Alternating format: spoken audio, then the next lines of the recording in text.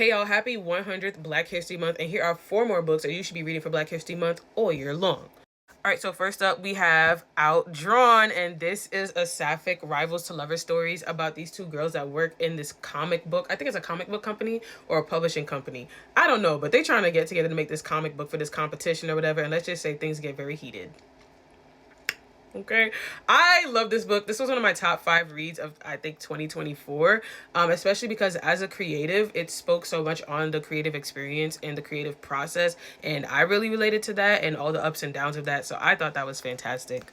Also, y'all, the romance, like I said, it ate. Y'all, this is one of the thriller books that really got me into thrillers because this was so well done. I love this book. Vanessa's not a victim. Girl, let me tell you something. Throughout this entire book, there's a clicking noise. And Vanessa, she's a little strange, you know? So it's like she keeps talking about this clicking noise and you think that Shorty's just tweaking. She was not tweaking. And like it's like a slasher too. So like, you know, people are getting unalived and whatnot, and she's like, yo, is somebody gonna come and kill me? But here's the kicker. She wants to be killed.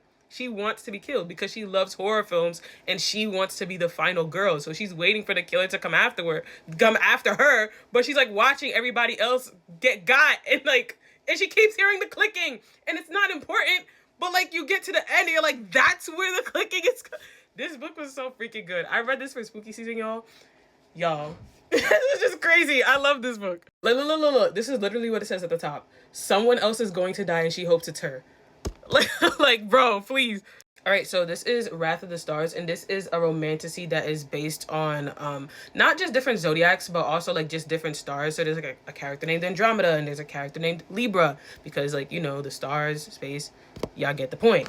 So for those who are like science nerds, y'all could correct me if I'm wrong or whatever, but I believe that there's this theory that the Andromeda galaxy is supposed to crash into the Milky Way galaxy like billions of years from now or whatever. And this kind of takes a spin on it because that's essentially what's happening. Is like the character Andromeda is trying to take over her like kingdom or whatever, but I don't know if she's in the Milky Way or whatever, but I'm gonna assume that she is because her name is Libra.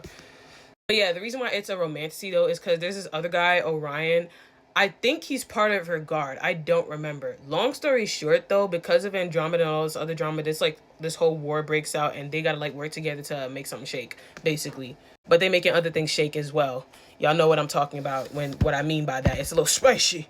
Y'all, the rest of these books I'm gonna have to spend some time on. So I fear it's gonna have to be one of those days where I do only 3 books. But y'all go check out my newsletter in the place where you go see the LINKs. So I can reach 100 subscribers. I write dark themes with positive messages, dystopian and fantasy.